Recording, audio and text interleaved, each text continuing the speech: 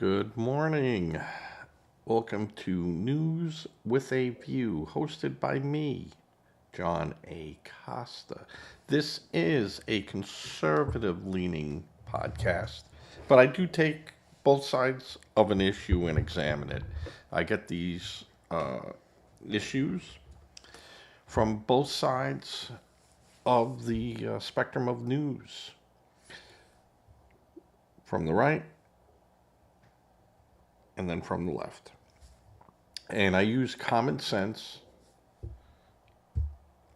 the Constitution, our laws, and issues that do not fall into the Constitution. Then they can be explored by states. And I'm all about the state right rules, federal rules. It's what we go by here, folks. And like it, hate it, that's how our system works. And what's beautiful about our system is we can change it. We can make certain changes in our laws and how we do things. And that's very important. And a steadfast. Again, I state we are not a democracy in the sense of a democracy. We are a republic with democratic principles. Huge, huge difference. Today's show, I'm going to be speaking about the redistricting. Not a fan of it. I understand, it can help the Republicans or it can help the Democrats. I get that. And I think if it wasn't flawed by the census, I'd say it just leave it alone. It works. But it's flawed by the census. And we can't have that. We have to have a standardized census, and that makes sense since we're being inundated with people that should not be here. They shouldn't be counted in the census for the purposes of voting. You could list them as people being here, and that's fine. And I understand the flip side to the issue of using the census is that many illegals didn't partake in the census. But the census went further than that because it went into people in schools and driver's licenses that didn't ask the question of citizenship. So there was a lot of pitfalls and games that both sides could play with. I'm not saying one side over another side, both sides. I said I would try to be as unbiased as I can, but certainly we've seen the Democrats try to use this to their advantage, and then we see the Republicans then ratchet it up. And, that's a dangerous place to be. Not a good idea, folks. Now, the redistricting of states, and being allowed to do that, really changed because of the Supreme Court ruling in regards to the Voting Rights Act of 1964, which was, I was alive then. I know what was going on. And people were screaming it was bad law back then because you took away one person, one vote. And it really comes down to that. And how they redistrict lines and broke lines because they said, well, minorities can never get a step up over here, so we're going to give them their own district. We're going to make that a special district, and then a district, and then, they can elect their own people in their own area. And I always thought of that as being, well, now you're all for segregation, right? Because you're saying that those people are in that area and that's it. So what has happened in many districts is what they call regentification. Harlem, which was 95% black at one time. And if you look into how Harlem became, it's interesting, but read up on it. It was because of excessive housing built. So, but just so you know. And then the whites moving back into those areas and changing the makeup. And, the states, and everyone started saying, hey, we need new lines here. And the lines could only be drawn after the census, which only happens once every 10 years. The Supreme Court said, no, you can't do that. It's not right. The states can redraw their lines as they see fit. And, whatever is voted for, but you must follow your state's rules. Remember, under the Constitution, states have the right on how elections are to be handled in their states, which is good. I mean, the Constitution didn't want to have that type of power, and people worried, and that's part of the 10th Amendment, but worried about an overreach of the federal government. So they allow states to do this. And set things up and how polling places and how, times and how that all works. The problem that happened was that then the state's constitution has to be changed. And this is the problem that Virginia is facing. They had a vote where they, pushed it through and put it out to the voters real quick and did things, but they didn't follow their state constitution. Not saying that had they followed the state constitution, this would certainly be, to me, upholdable. You could do it. But since it did not follow the guidelines of their state constitution of such action, can't do it. Can't do it. And the state, saying, well, we did it and we did it this way and yeah, okay, we didn't do it here. Any part of it not followed, null and void. So will, will it be done correctly? I'm sure it will be done correctly in the next bite. Will it be done in time for 2028 or 2026? Who knows? 2026 states that are definitely going to be in this is Louisiana, which had just allowed, the court said, since there's been a change, you can change your primary dates. But, you're going to have hard dates. But they were doing early voting, which is, I hate early voting. It should not be allowed except in the cases of a mail-in ballot where you're going to be out of town at those dates in November or wherever. You can make the formal request. Not a blanket mail out to anyone. It is your duty as a citizen to show up and vote. And there are exceptions, of course, for the armed forces, those infirmed, that they can vote, but they have to request it. You just can't say, well, we're just going to blanket out to everyone. No, no, that's not what that was there for. Now, in saying that, if a state constitution has that in there where they allow in the legislation, legislators of that state say, we just blanket mail it out to everyone.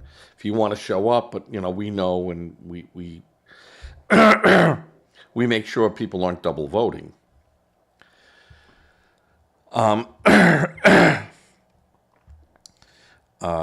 Then you should, it could be allowed, and the states can do that. I don't think it's right. I don't think it's what the founders were thinking about at the time. But, well, things change. And I get that. You can have it. If the state allows it, that's it. As long as it doesn't conflict with federal. Of course, as I always say, federal rights filter down. So you can't have a state that says, hey, we want to bring slavery back. And, when our people voted for it. No, you just can't do that. Because federal rights overrule state rights. Except those that are not mentioned in the Constitution. You get an argument over the supremacy clause in the Constitution. And then game on. You take that to the Supreme Court. Good luck with that. So you have states like Louisiana, Tennessee, and Alabama that are going to redo their districting. And you have states like New York, New Jersey, Colorado, and I think Mississippi that are planning to do it in time for the 2028 elections. It's if the states can do it, the states can do it. Now, there is a lot of race baiting by the media. I mean, this is going to, this is meant to get blacks out of politics. It's this. No, it's not. It is meant so that people in areas have a voice. And you can't create a district just to have a voice. Sorry, you just can't do that. And you can be a Democrat and you can be a Republican. You get Democrats that go to your agenda, but you can't go by race to say this race has more of a voice than the other race. Just can't have it. You can have Democrats, liberals, communists, whatever you want. Have those people, have those races, and when I say race, political races. But you can't use a person's race as a means of them voting. It goes against the Constitution. So the Supreme Court said, yeah, we kind of understood what they were trying to do then, but you can't do it. In that instance, I mean, equal protection and all that is fine. There's absolutely nothing wrong with that. And, being able to stop, people from being unable to vote changes nothing. This changes nothing about a person's ability to vote. Now, you could say, having proof of citizenship. Well, that's not hard to do, folks. And it's been proven. And the Democrats have gotten off that because they were embarrassed on their stupidity and their bold-faced lies that they got called out on. And it's race baiting by the media. It's race baiting by Jeffries. It's race baiting by Schumer. It's race baiting. And it should not be allowed. The media should not be race baiting because they're false claims. It's false claims. And no matter which way you try to spin it, it's lies. So if you get a black candidate who is a Republican, is that, or a black candidate that is a Democrat and can get the Democratic vote, why can't you do that? Why can't you have a Hispanic? Why can't you have a Muslim? Why can't you? And we do have that. But you can't set up special districts so you can load the House with these people. You have district lines, and that's it. And those district lines are set. You cannot make special district lines and carve-outs just for race or religion or anything in that context. You cannot do that. And that's why the redistricting is going on. I don't like it. Again, I say, it can be gamed by both parties. If you have a Republican-led legislators, they could ram in whatever they want. If you have a Democratic legislators, they can ram in what they want. It's when they don't walk the line to say we represent everyone. And that is the problem that I see in politics today. You are there to represent everyone. When you win, you represent everyone in your district. You represent everyone in your state. The president represents every single person, citizen in the United States. Our laws cover the other people. So that's what I'm talking about today, and that's been about 12 minutes of redistricting. The other things I'm going to talk about today, and since I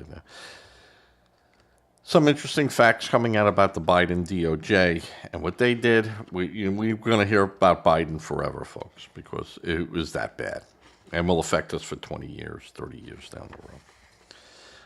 I'm going to talk about this idea of the, democratic socialism compared to socialism. So I'm going to talk about that. And that's going to be talked about a lot. And then I'm going to talk about a state issue that has come up. But it's interesting because that idea can affect everyone now. And that is a judge's ruling that a JAG, Judge Advocate General's Office, which is the legal side of the military, can try a civilian case in a state court in Minnesota. Because the judge said it was allowable under the law. Now, I'll tell you what that is later on, but I'm kind of sketchy on it, and we've gone down this road before, and it's interesting, but it could become, a bit of a overstep of the federal government. And like I said, I try to be fair. I try to look at it and see how it ties into the good book. If it's allowed, it's allowed. But we'll discuss that. So we're done now with the race baiting lies of the Democrats over redistricting. So the Biden DOJ pushed policies to eliminate statutory protection for religious Americans that interfered with his policy goals. So what he did, he had the Department of Justice go out. Remember, they went after PTA parents. The FBI went out at, if you disagreed with the PTA and the PTA goes, oh, I feel threatened because that guy said, I'm not going to send my child here. What are you doing? And they automatically were then reviewed by the FBI. A little crazy there. Although the Department of Justice and Biden failed to change federal law under his direction, federal agencies used policies and regulatory means to accomplish the same goals. And this is, again, people in power. That's the way that works. The Biden Justice Department had aggressively opposed concerned parents through the Garland School Board memo and diligently attempted to use its enforcement authority against parents who defended their children's safety at local school board meetings.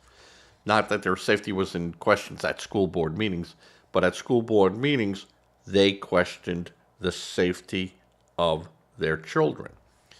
This came in to when they were talking about same-sex bathrooms, gender identification,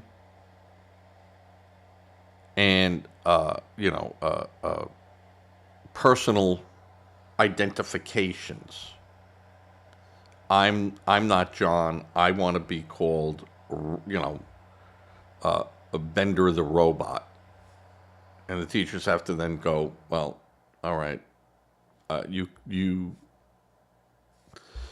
classify yourself as Bender the robot. I'm Mittens the cat.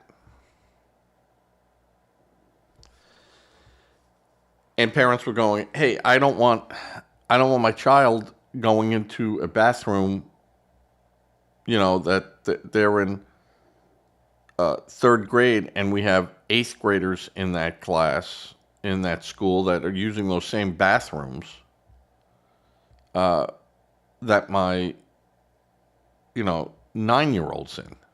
And you got a 14-year-old there. I don't want that. A 14-year-old boy that says, I'm a girl today, I'm going to go in there, or the locker room. And then this spilled over into girls' sports. Boys can be, that identify as a girl can play in girls' sports. This is the craziness that was going on. And the Biden administration immediately mandated the adoption of gender ideology throughout the federal government, far beyond the Supreme Court's ruling on Bostock versus Clayton County. So, and this is a report coming from federal watchdog agencies that, under Trump, that is bringing this out to light. So,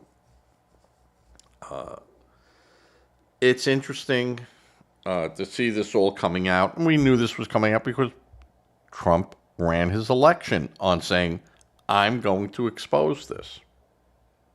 And he has. I'm sorry, I need my coffee. It's 10 in the morning here. And I've been up since 7 something. Doing my work, finding stories that affect all of us. This affects all of us, and that's what my show is basically about. Bringing things, not that affect us on a state level, because you got people that do that, but all over. And when I think that things that are happening in certain states are going to spill over onto a federal level, then my ears perk up. Because I like to have a separation between the federal government and my state. As long as they don't collide, like I said before. If it collides, federal status always prevails. Always. There's no doubt about it. Now, if you want to look up what Bostock versus Clayton County, look it up. I'm not going to sit here and read case law to you. All right. And that was real quick. That was a real quick look at, stuff that's coming out about Biden. We're not even talking about other things, code words that he had. That's next week's show. Okay. There's a lot of talk, and you see it all over, about democratic socialism. Oh, it's different. It's different than socialism. And I say patooey on that. It's like saying, well, hold it. I have skin cancer, but that cancer is different than another form of cancer. Cancer is cancer.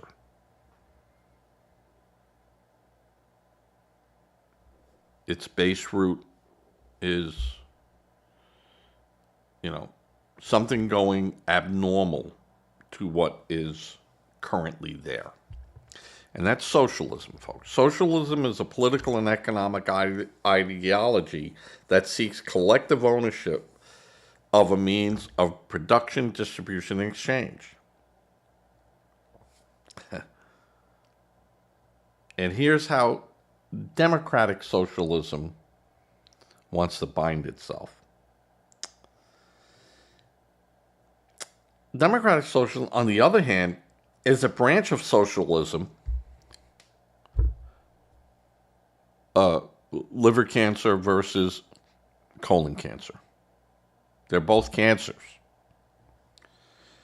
that integrate democratic principles. Democratic principles. Now, we have democratic principles in our Constitution that specify what the government can do and what the government can't do.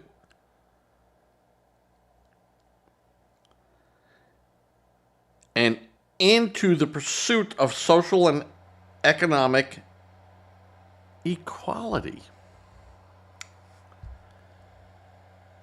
So, the ones in power dictate to you what their social and democratic values are. Not the book. Not the book. But who's ever sitting there. Now, if you want to know what you hear all this, it's an affront to our democracy. He's trying to take our democracy away from us. No, Trump is not. Not at all. Who's trying to take the democracy away from you, you morons, are the people that you're supporting by saying, no. Now you're going to listen to me. Now you listen to me. Because when I control your food, when I control your industry, when I control your job, once you put me in power, if you don't keep me in power, you don't have a job, you don't have the food, you don't have the housing. You have nothing. How's that? So you do what I want to do, you stay where you are. That's what democratic socialism is.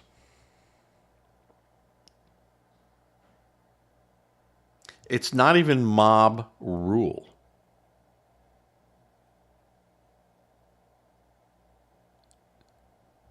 Democratic socialism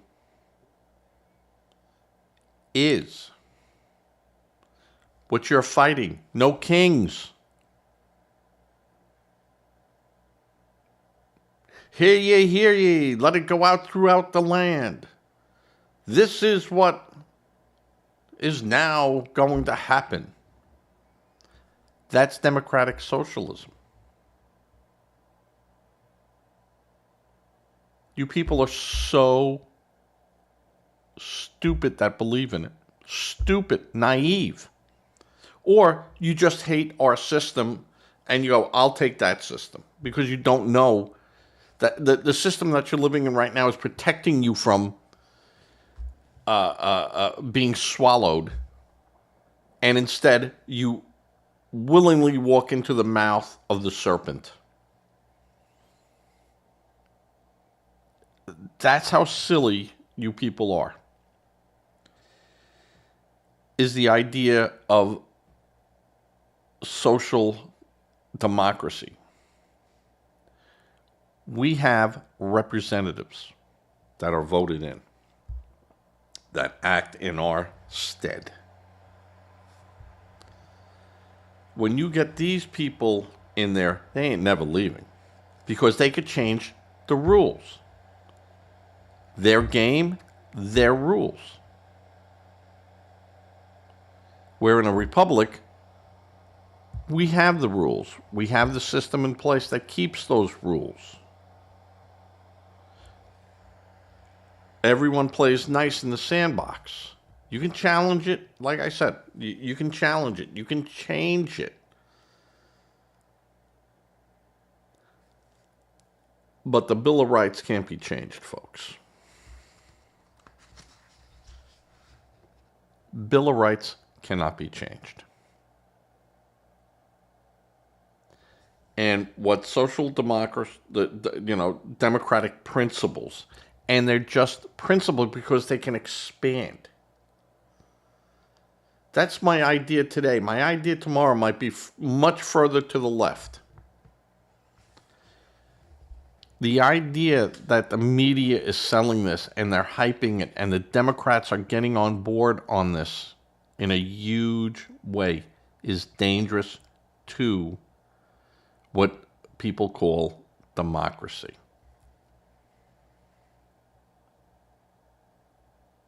We have a democracy in the sense that we have a republic that sets the rules up on that democracy. This social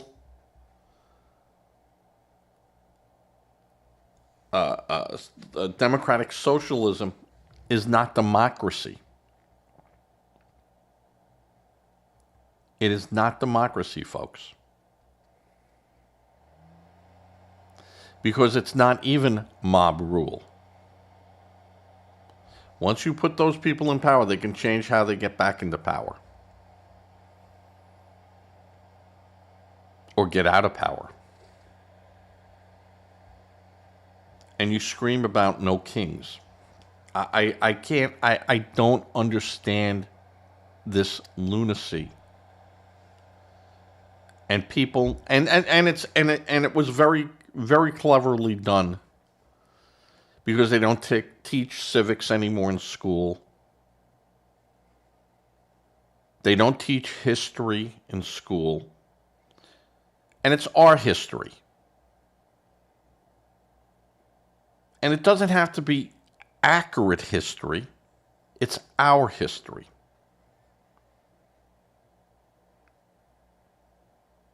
And you teach them the principles of freedom. And were we always correct with it? No, we are not. But we had the mechanism in place to correct it.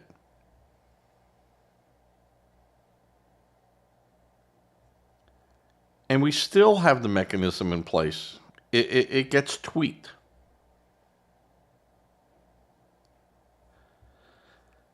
The idea of democratic socialism is dangerous to our way of doing things. And you go, well, we're going to change it. No, you're not changing it. You're hijacking it. And under your socialist, democratic ideas is people will not be able to change that. because you'll take that away by saying, oh, it takes away from public or cooperative owners hip of key industries while maintaining civil liberties. You really think so? Who's maintaining what civil liberties? We already have that. But under socialist, democratic mechanisms, that will go away. That will go away. And you'll only be able to have multi-party elections that they agree on.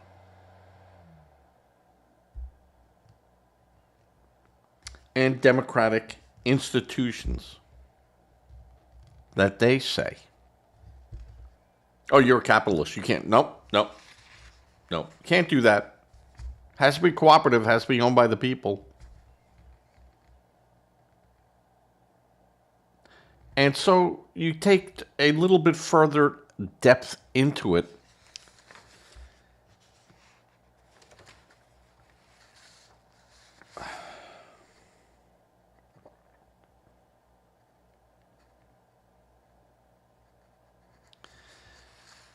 And what they lie about is the Democratic Social aims to achieve social justice and economic equality. That's taking away from me and giving it to someone else, just so you know. Through a democratic processes. They're democratic. Yeah, we're going to make a law that says I take from you. You know, you gotta put these people in your house, or you have to give your property next door to you that you own, that's, bigger than an acre. You can have your half acre. You have to give it to the state so that they could build someone that could live next to you. That is what they want. That is their goal. And this is why voting is so important. I'm a Republican. I want all Republicans to go out there. I want them to shake the tree and get people out there to vote and go, if you're for losing all your rights and having people tell you what you can do with your home, with your property, with your money, with everything that you've earned, then fine. Vote for those people. But if you're not and you're a Democrat, you better vote Republican. Because this is what is going down with your party. All right. Going to speak a little bit on a case in Minnesota, the land of fraud, soon to be replaced by California as being land of fraud, soon to be replaced by Illinois, the land of fraud, Colorado by the land of fraud, New York and New Jersey, cousins of that, Virginia. You're going to see it, folks. It's coming, and it's coming hard. But in Minnesota, a individual is charged with attacking a Customs and Border officer during one of their demonstrations. Mr. Paul Johnson is charged.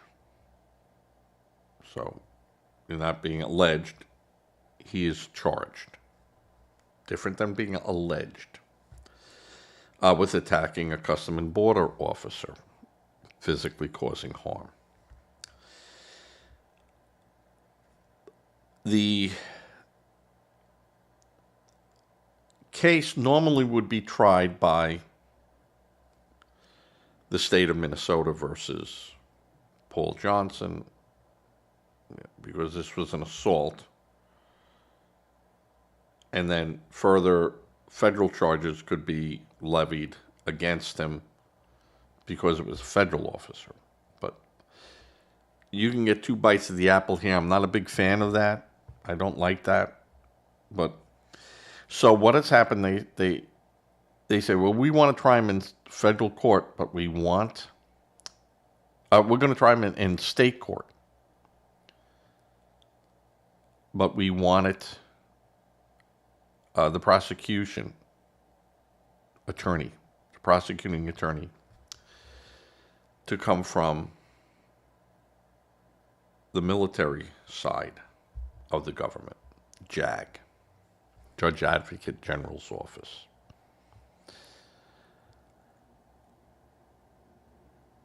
Now, normally,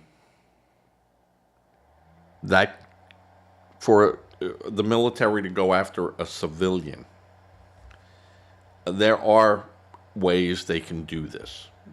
Treason and things of that, insurrection. So,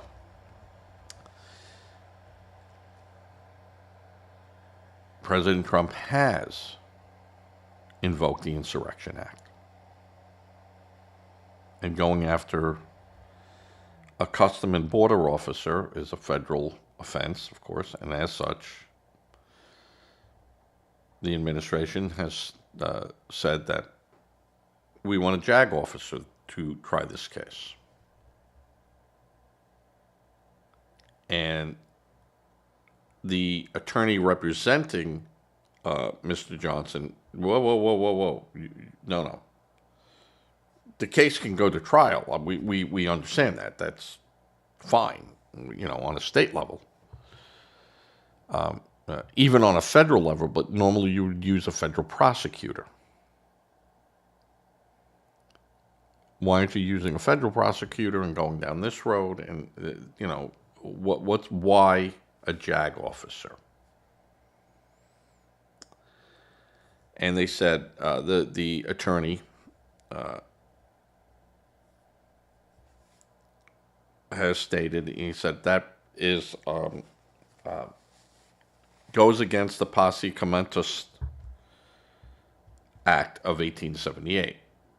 And if you look at that, it clearly states that, you can't use the military against the civilian unless, now those laws have been activated. So we can't. And a judge in Minnesota said,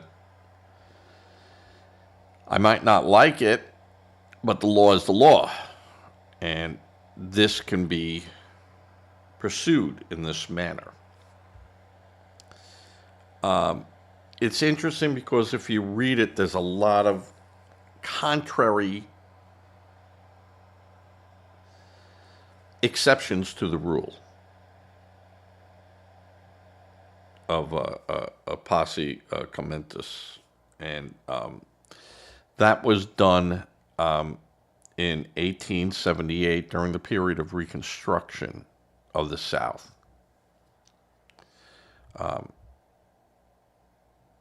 So you have to remember that for years, the federal government oversaw some states. Those states were back in the Union, but they were run by the government, by the federal government. Martial law and things of that sort. And so you had military tribunals, you had military direct intervention into the civilian population, which you needed certain laws and certain rights by the federal government to be looked at and laws made to allow such action. And in there, again, had a list of things, the do's and don'ts and can'ts and won't, but then contrary conflictions to that. So at a blush of looking at it, you'd say, no, you can't do that. That state didn't succeed. That state isn't having to be run by the federal government because of, the treasonous acts. But you have to read further into the law and through the exceptions. And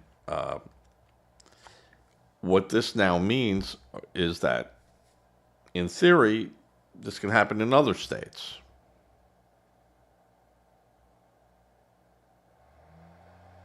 And opens the door. And I think that we got to be real careful with that.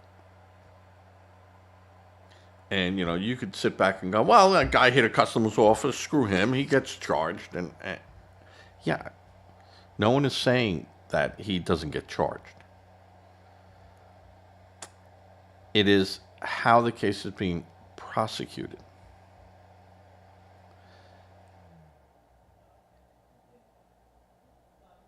It opens a lot of things. So I'm not too certain about how that's going to work. I'm going to look at it more. I was just reading about it. It was an interesting blurb that came out. And I said, again, I'm for issues that happen in states that can have an effect on all of us. This is one of them. And I'm not so sure. Because I want to know why a JAG officer. Why not a federal prosecutor? We got them, and we don't have a shortage of them. I'm just interested in knowing why. Because military law, in certain instances, is a lot different than, I'm not even going to say, like civil laws, but I just want to know why. So, and the process for that. Another little tidbit that was facing the news. I'll just Dan Bongino gave an interview on Fox where he says he's worried about federal prisoners and things coming after him for his actions taken against them.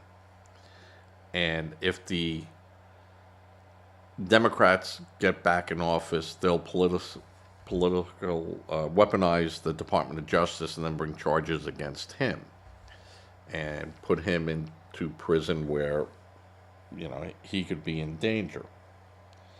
And I look at that and I'm like, all right, that might be sounding the bell a little early, but his feelings was, look what they did to President Trump when they got back into power. So, what is Dan Bongino? I mean, I would say that the president could give him a pardon immediately against federal, and you don't need it. Did he ask the president for a pardon? And the question would be, why would you need a pardon? Well, as a safety of this going off, which has been used by the Biden administration. And mind you, when I said I'll bring up the facts, also used by the Ford administration to protect President Nixon when he left office.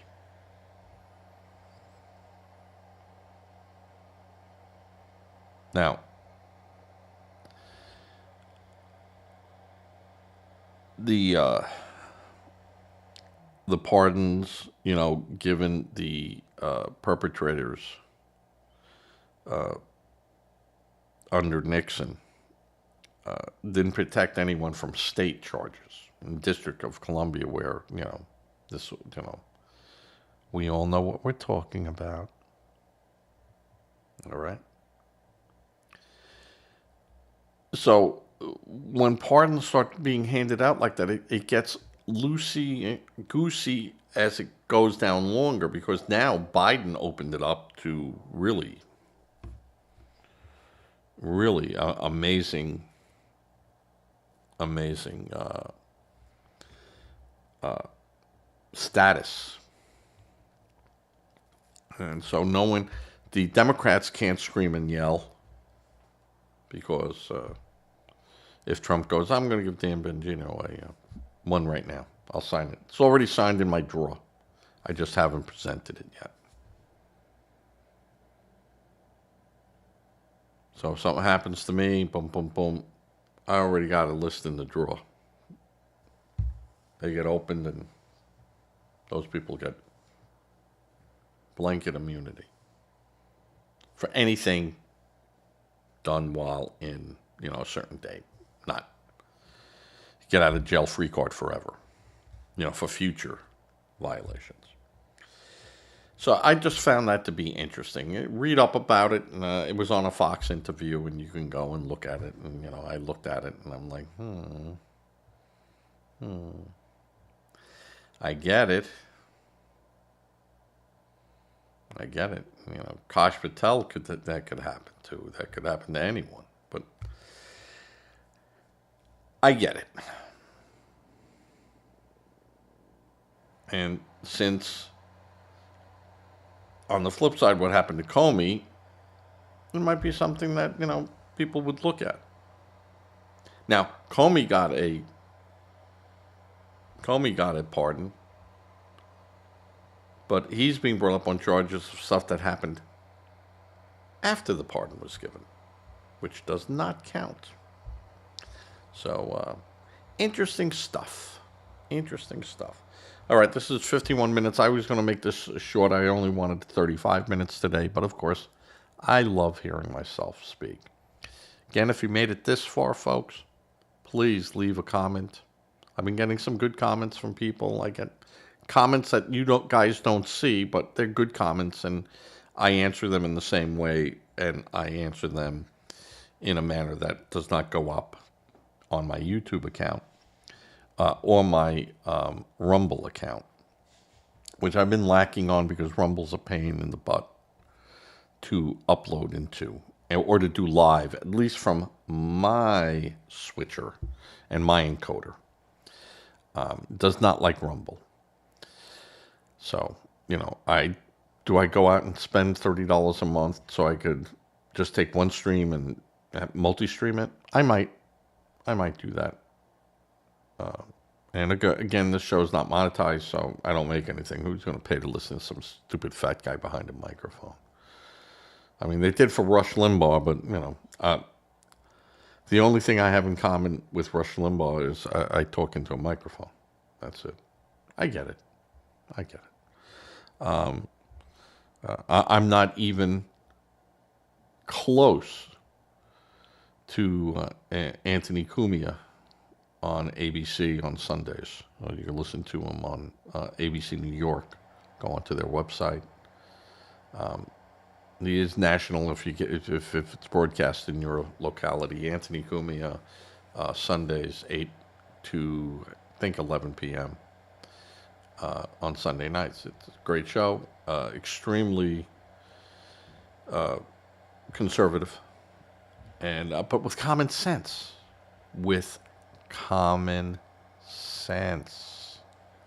That's the difference. That's where I'd like to go. Common sense. It's what we need. We don't need people screaming.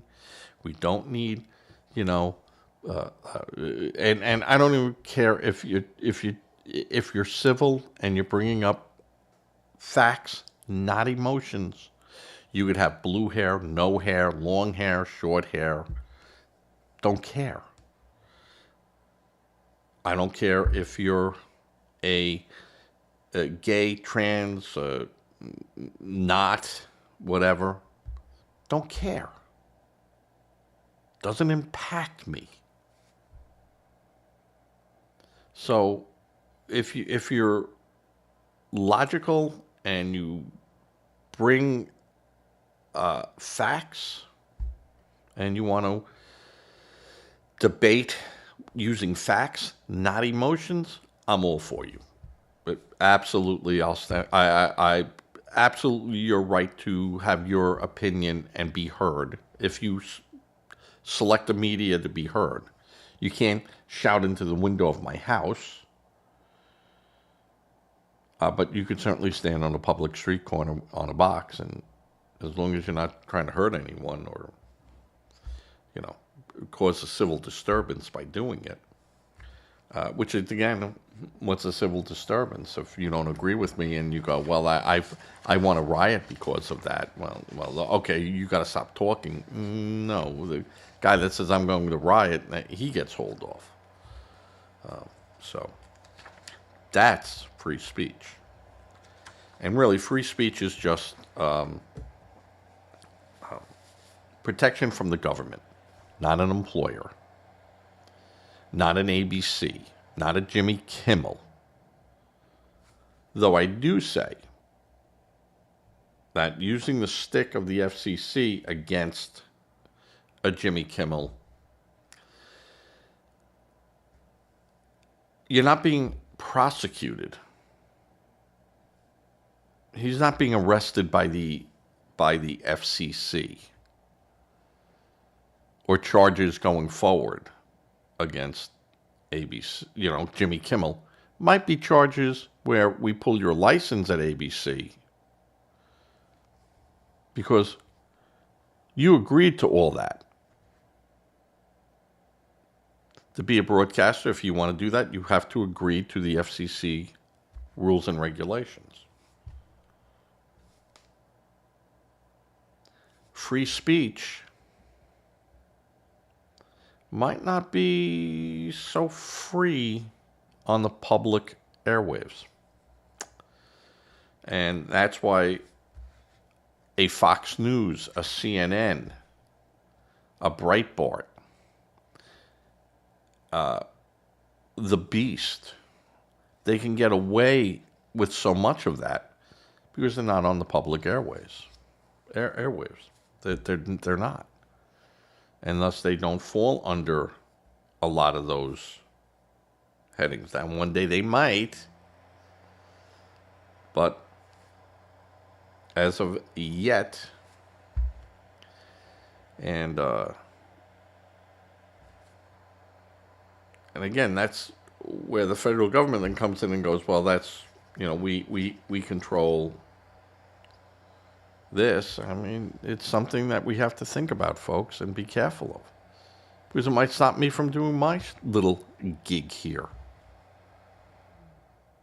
And I go, well, I'm a conservative. Well, if social Democrats get in, then they might go, no, that's subversive. No, it's not. Well, yeah, you're talking against our agenda. That's subversive. See, you don't get that with this. But if I was under a government agency run by the FCC, you bet I could fall underneath there. Because that's what I agreed to be able to do it. I know full well what I go into. And it's different when you have people go, remember those commercials? When the PSAs, this is not the stance of this company, nor the broadcasters, blah, blah, blah. And they separate themselves from it. But we're allowing the public, because it's public airways, to have their viewpoint that we look at and we go, okay, that's not a horrible viewpoint, but you're allowed to have it. Equal time. So, got to be careful with that. All right, this is gone now 1 hour. Enough. I can go all day. All right, everyone, be safe, be well. Please give to a charity if you can. If you're not interested in giving to a charity, please think about giving to a local food bank. They always need food. They always need a little cash donation to help them with situations that are facing them at that direct moment. Please say a prayer. Prayer does matter no matter what a Democrat says. Unless there's something breaking or going on crazy, I'll see you all Monday, and we'll go from there. So, everyone, be well, be safe, as I fade to black.